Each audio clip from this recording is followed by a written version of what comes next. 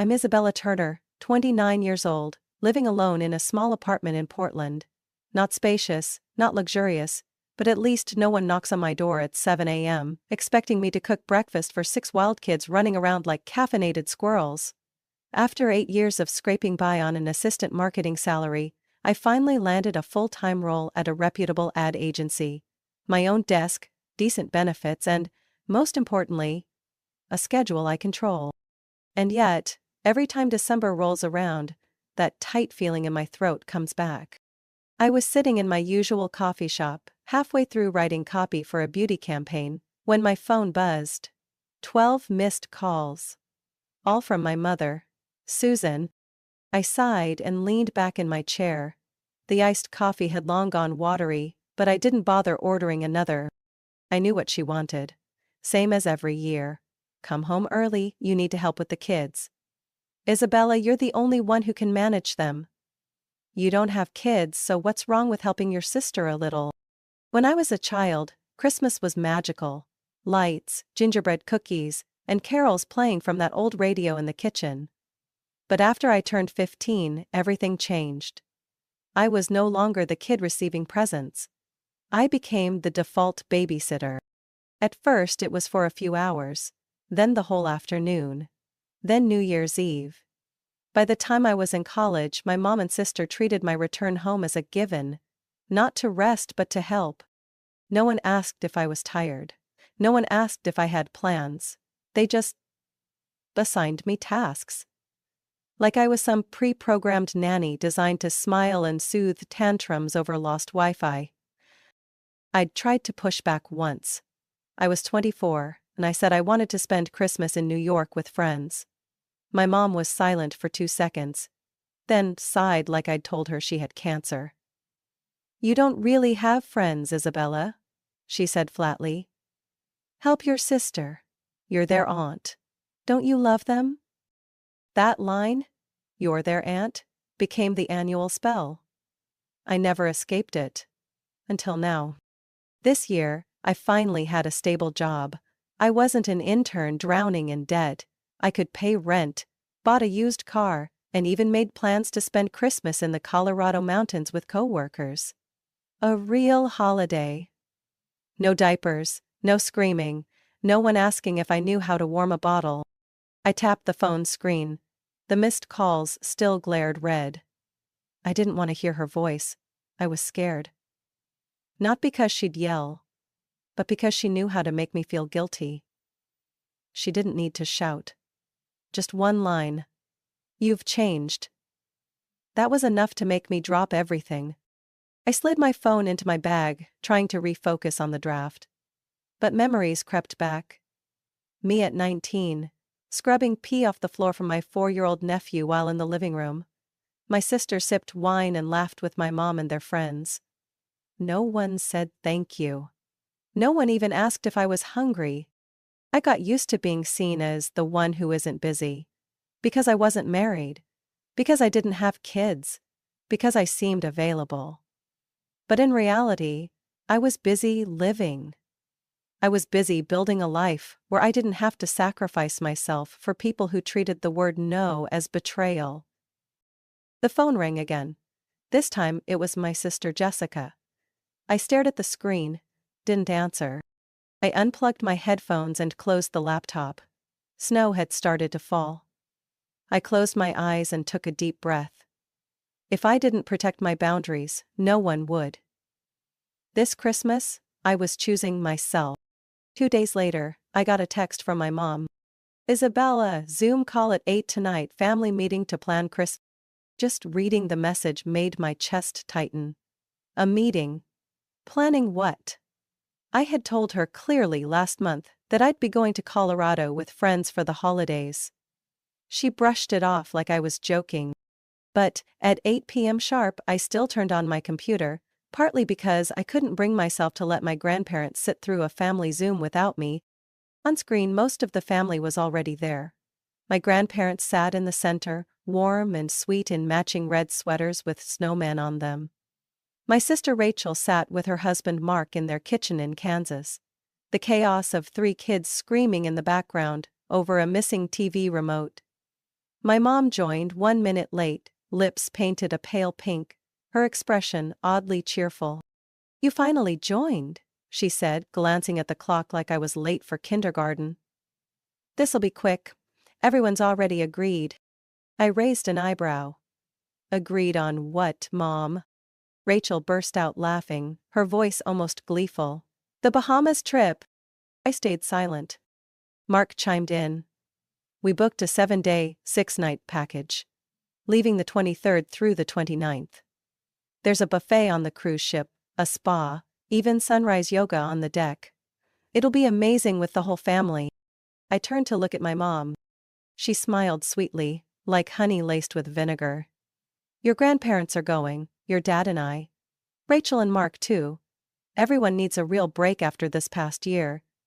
The issue is, the kids can't go. Cruise rules say children under 10 need a dedicated guardian, and Rachel doesn't want to miss this."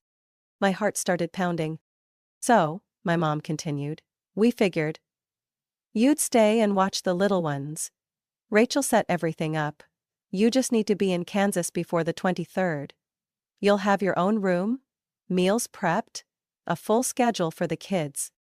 I let out a laugh. I couldn't believe this. "Mom," I said slowly, "I already told you. I'm going to Colorado. I booked my plane ticket, reserved a cabin with friends, made plans, back in October. You all know that." Rachel blinked. "You can go to Colorado another time. Christmas only comes once a year." I looked at the screen, at every face staring back, expecting me to nod like it was a given. Did no one think to ask me? Did it not occur to anyone that I might have plans? A life of my own? Mom tilted her head. "Isabella, you've never said no before. You've always been the one who puts family first. That's why we trust you." "No," I said, my voice hoarse with anger. "That's not trust. That's taking advantage." Mark gave an awkward chuckle. "Okay, now you're being dramatic." "No," I repeated, "this isn't the first time. Last year I canceled my Seattle trip because Rachel had a cold. The year before that, I rang in the new year with 2 crying toddlers, while the rest of you partied at a resort." No one answered, just faint Christmas music from the kitchen in the background. "This time, I'm not doing it," I said. "I'm not changing my plans, because you made yours without asking me." My mom took a long breath, then lowered her voice like I was 5 years old. "Isabella, you're being selfish." I stared straight into the camera. "No, selfish is assigning someone a responsibility they didn't agree to. Selfish is planning a vacation and assuming someone else will pick up the slack." "Enough," Rachel snapped, eyes glassy. "The kids love their aunt. You can't abandon them for some pointless trip." I pressed my lips together, holding back what I really wanted to say. If I opened my mouth, I'd say something I couldn't take back. Instead, I turned off the camera. Before I left the call, I said one last thing. "Don't guilt me for refusing to go along with a plan made behind my back. I'm not your live-in babysitter. And this Christmas, I'm choosing myself." The screen went black. I shut my laptop, hands still trembling. No applause. No fireworks. Just snow, falling heavier outside the window. I woke up at 7 a.m. on December 21st with a strange feeling. Part calm, part on edge. I had made it clear during the Zoom call that I wouldn't sacrifice another Christmas. But the night before, I received a text from my mom. "Isabella, your grandparents are really hoping to see you tomorrow morning. Just stop by for a bit. The kids miss you too." I hesitated. But I missed my grandparents too. And I still wanted to bring gifts for the kids. Not out of duty, but because I used to be the lonely child in that house. And I didn't want them to feel the way I once did. I drove through a light layer of snow covering the quiet streets of suburban Wichita. My parents' 2-story house looked strangely still. No twinkling lights. No Christmas music from the living room like every year. I rang the doorbell. No answer. But the door was unlocked. I stepped inside and called out, "I'm here." No reply. Just the sound of little footsteps on the hardwood floor. A nearby door swung open. Max, my 10-year-old nephew, ran up and hugged my legs, followed by 7-year-old Chloe and 4-year-old Emily, their eyes lighting up. "Aunt Bella!" all three shouted in unison, and I forced a smile. "Hey, sweethearts," I whispered. "Where are your grandparents?" "They went on a trip," Max said casually. "Mom said you're watching us for a few days." I froze. "Went? Where?" "Florida," Chloe cheered. "Mom said she'll FaceTime us every night." I slowly set the gift bag down. In the living room, breakfast had already been laid out. Cereal, milk, toast. On the table sat an envelope labeled, "For Isabella. Thank you for sacrificing for the family." I opened it.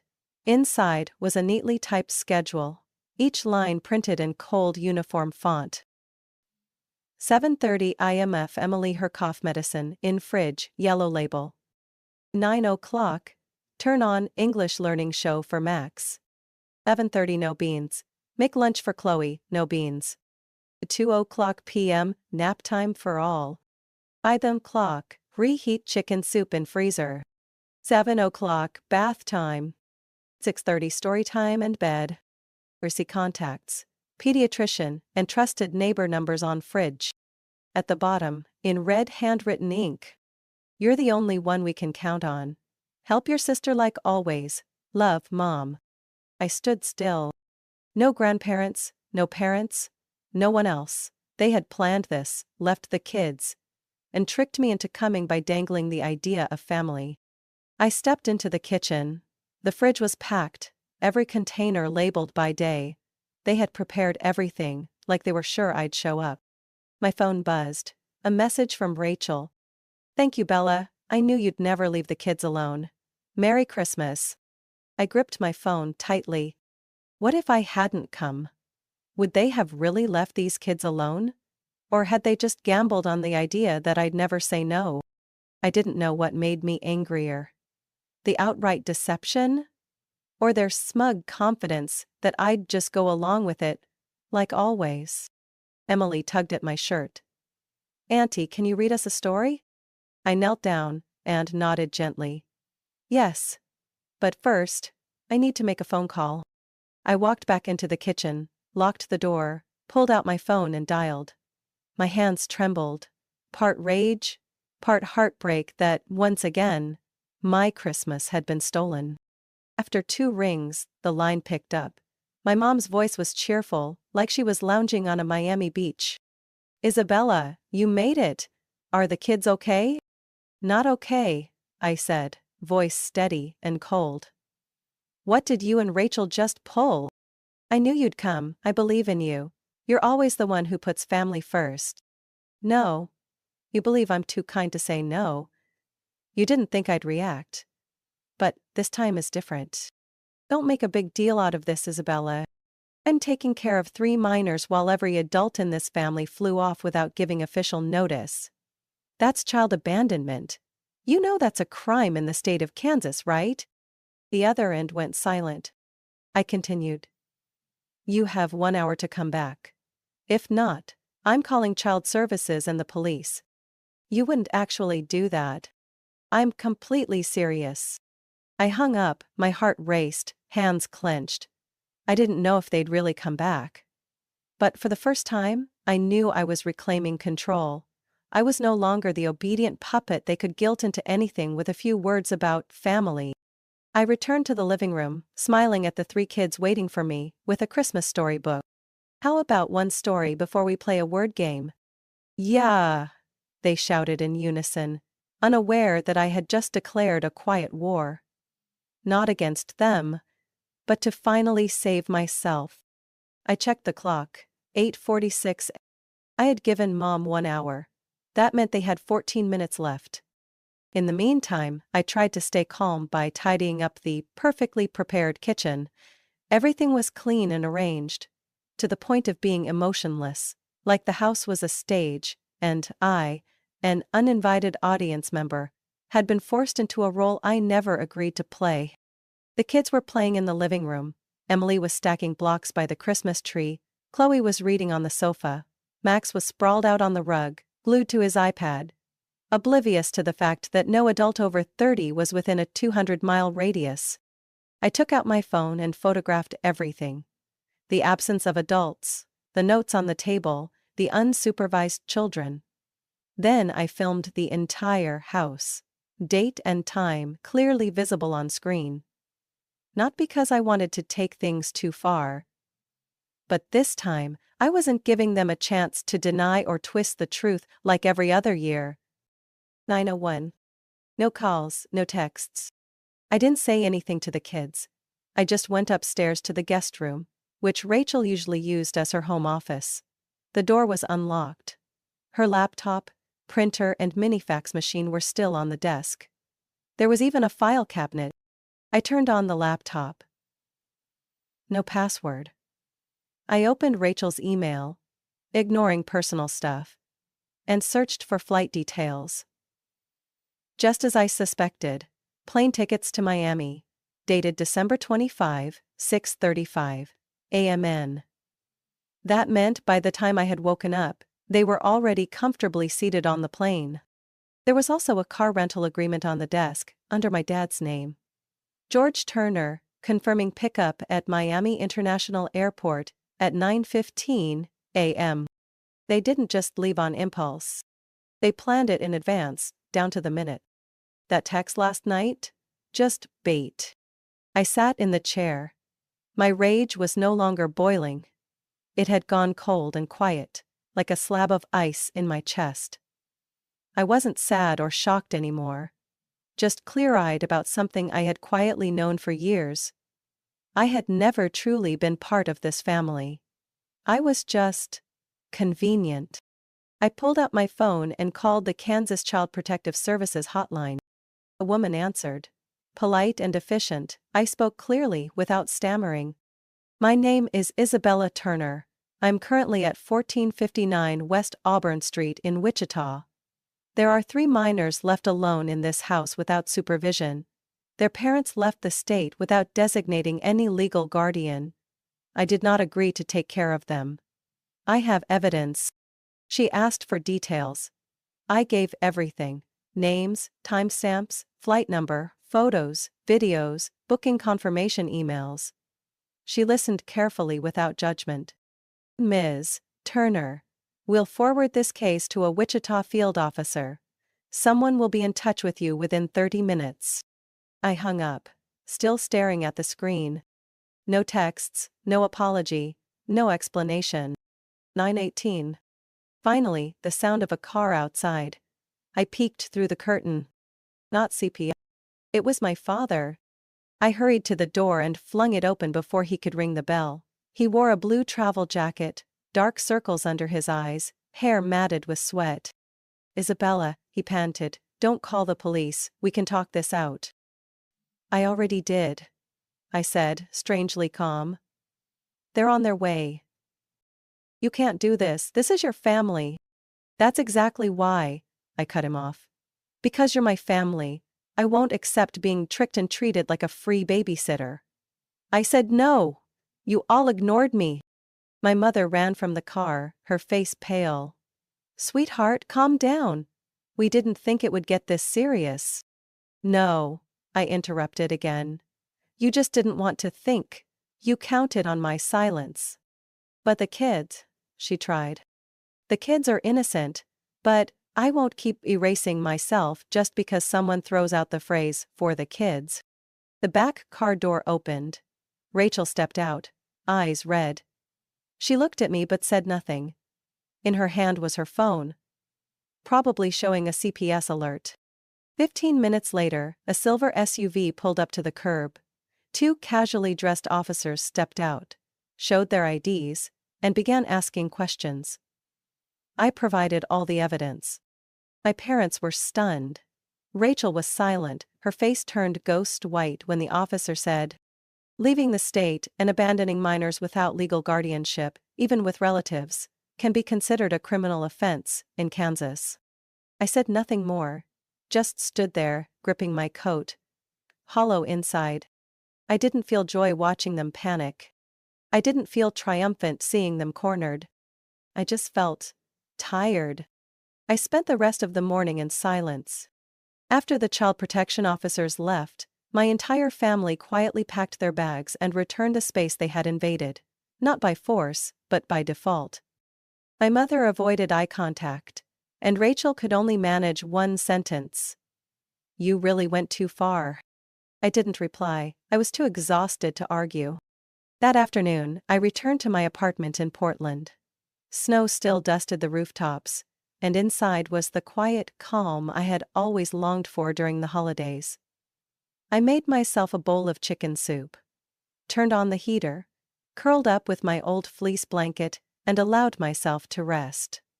No checking my phone, no replying to messages, no explaining. But the silence didn't last. The next day around noon, I got a call from my best friend, Olivia. "Have you seen your mom's post?" I sat up, heart pounding. "What post?" "Oh, on Facebook. I'll send you the link."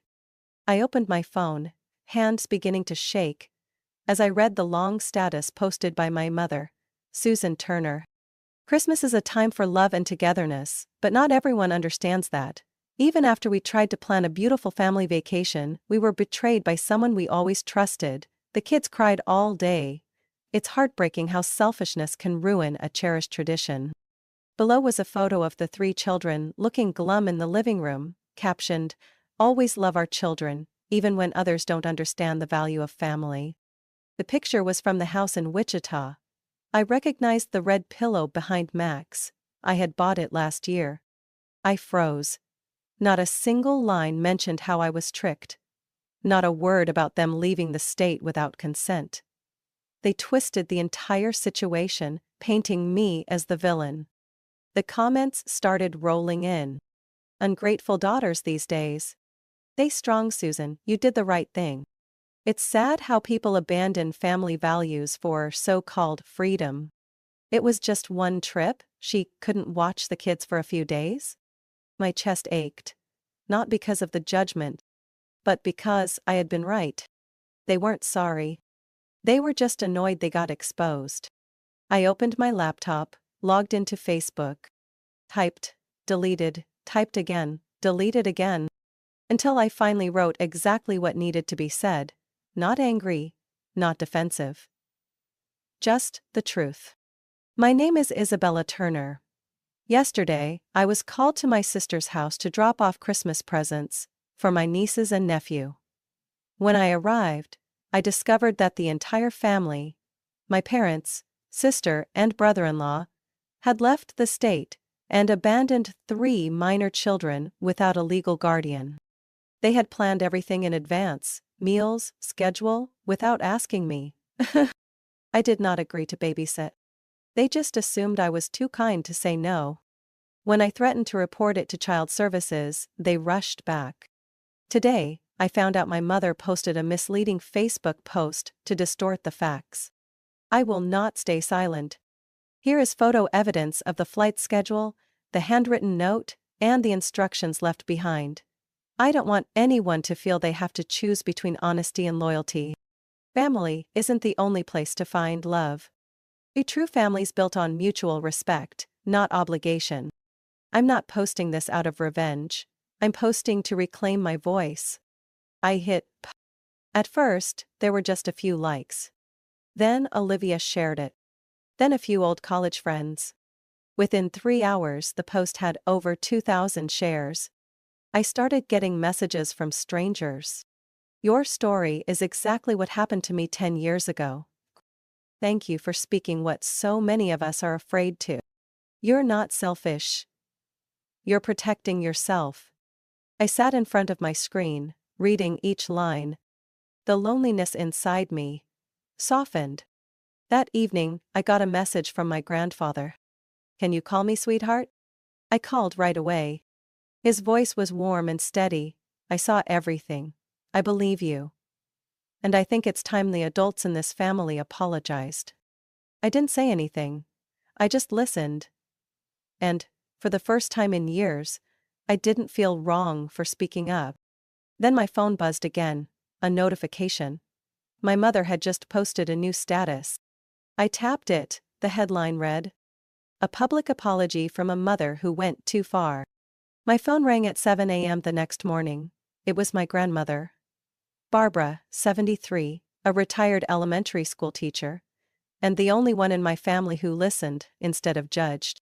"Isabella," she said, her voice calm but firm. "This is no longer a family misunderstanding. This is prolonged abuse of your trust. And now that they've begun smearing you publicly, I think you need to protect yourself legally." I stayed silent, not interrupting. She had never pushed me to take drastic action. But this time, her tone was resolute. "Your grandfather and I are on your side. We're not letting this pass like before." I nodded, though she couldn't see me. "Yes, Grandma, I understand." Less than 2 hours later, I found a law firm in Portland that specialized in defamation and harassment within families.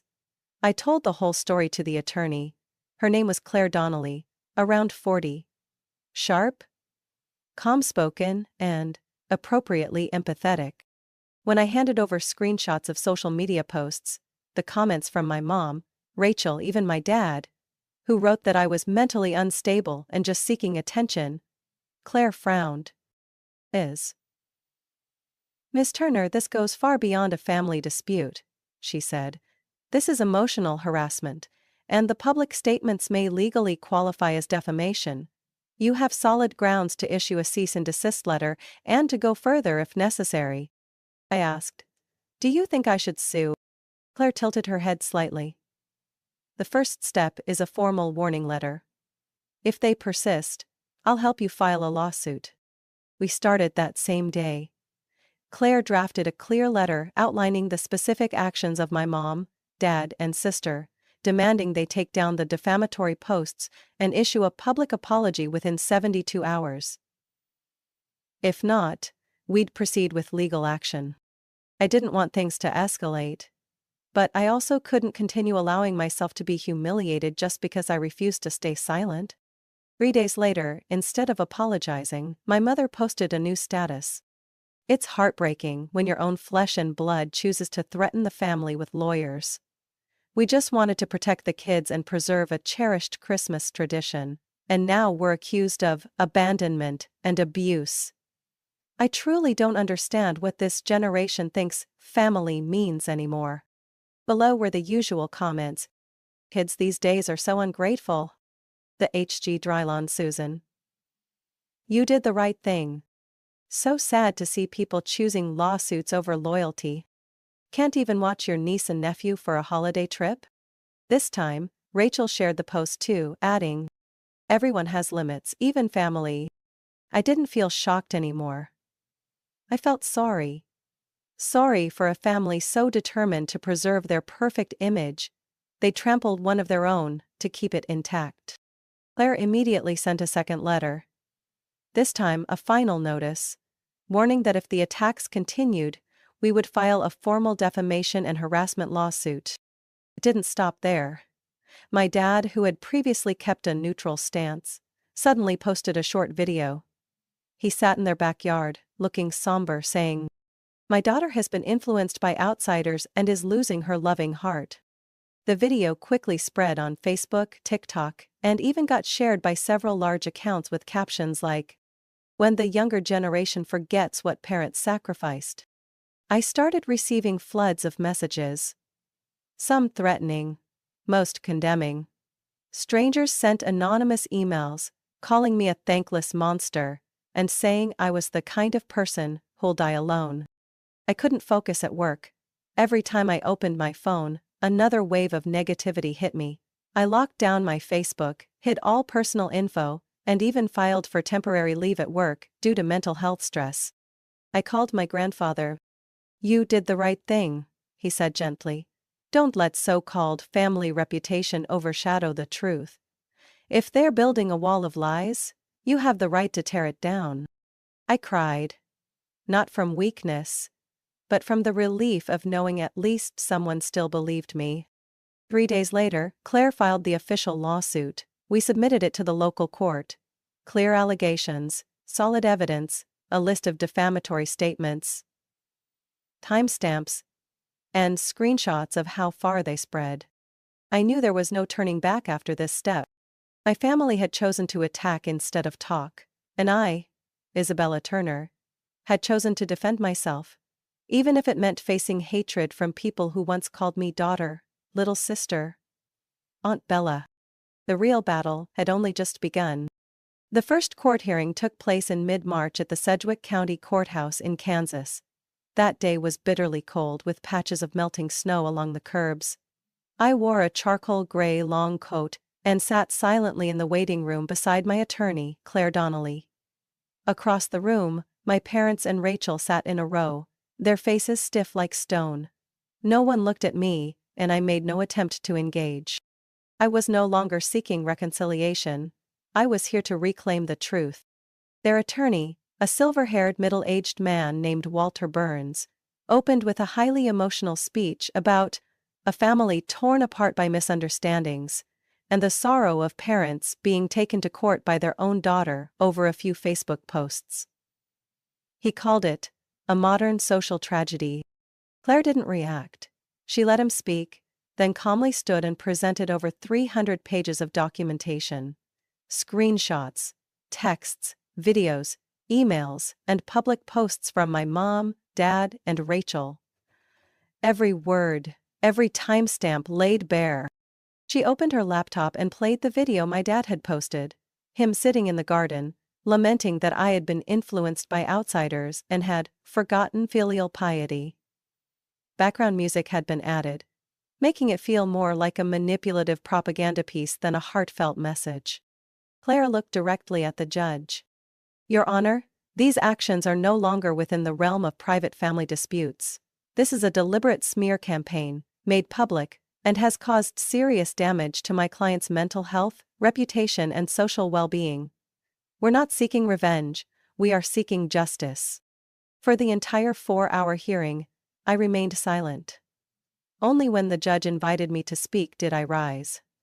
My voice was steady, not shaky. I used to think that if I stayed quiet things would settle on their own, but my silence was mistaken for consent. I don't regret speaking out, even if it costs me permanent estrangement from my own blood relatives. When I finished, the courtroom fell silent. Rachel lowered her head. My mother turned away slightly, as if she couldn't bear to face the reflection of her own actions in my words. 3 weeks later, the court issued its verdict. The judge found that the actions of Susan Turner, George Turner, and Rachel Howard constituted a pattern of harassment, defamation of personal character, and prolonged emotional harm. 3 rulings were made. A 2-year no-contact order prohibiting any direct, indirect, or social media-based communication with me in any form. Compensation for emotional distress, totaling $75,000, covering therapy costs, lost income due to work leave, and legal expenses. A mandatory takedown of all defamatory content, and the requirement to post a written public apology within 14 days, to remain visible for a minimum of 6 months, on the platforms where false claims had been published. No one from their side objected in court. They knew they had lost. Not because I was more powerful, but because they were too confident that I would always stay silent. I left the courthouse in silence. On the way home, Claire said to me, "Not everyone has the courage to sue the very people who raised them. But not everyone has the right to destroy their child under the title of parent." 7 days later, my mother posted her apology on Facebook, cold, brief, emotionless. Rachel sent a private email apology, blaming pressure and a lapse in judgment. My father said nothing. But the consequences didn't stop there. My father, once a regional director at a logistics company, was asked to take early retirement after his video went viral on LinkedIn and was deemed inconsistent with corporate ethical standards. My mother, previously an active member of the PTA and local charity boards, was removed from her board position after the community demanded answers regarding her use of social media to attack her daughter. Rachel and her husband, owners of a small family-run bakery, faced a wave of backlash.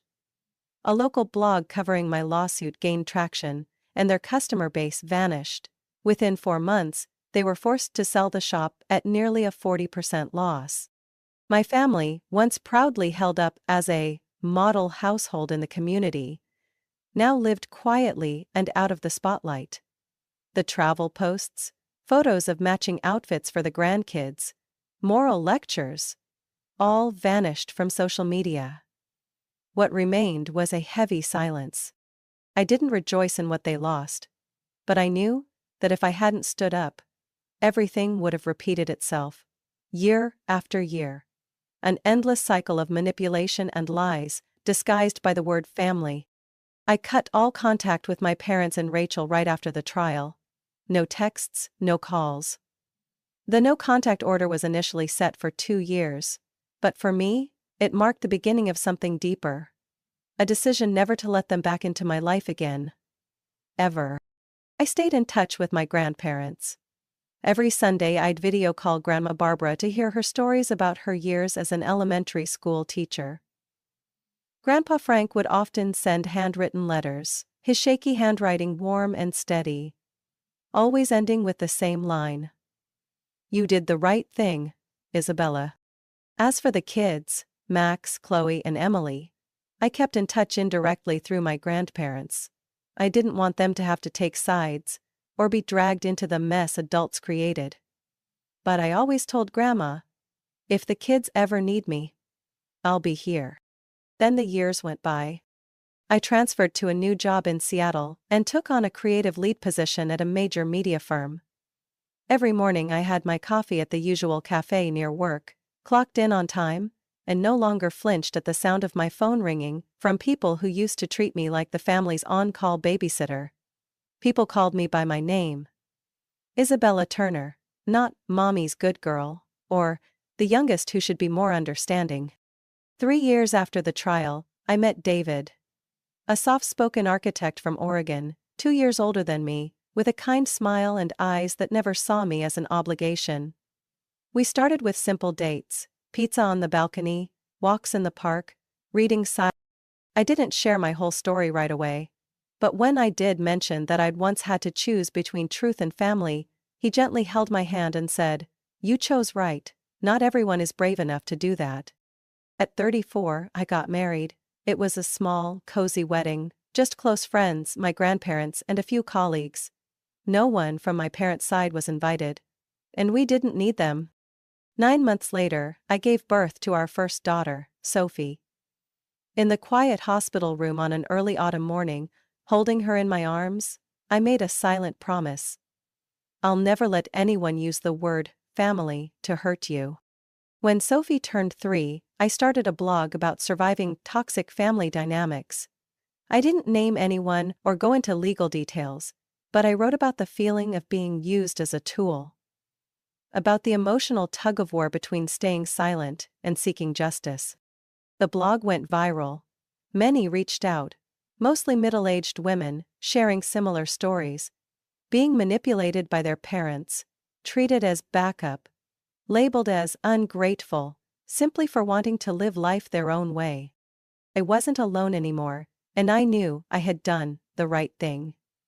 Not just for myself, but for those learning how to break free from the trap disguised as familial love. When Max turned 18, he contacted me via email. His first line was, "Aunt Bella, I'm sorry. I didn't know what the adults did to you." I sat in front of my screen for a long time before replying with one sentence. "You kids were never to blame. I've always been here." A month later, Max came to Seattle. Now a tall young man studying psychology, he hugged me tightly outside my apartment.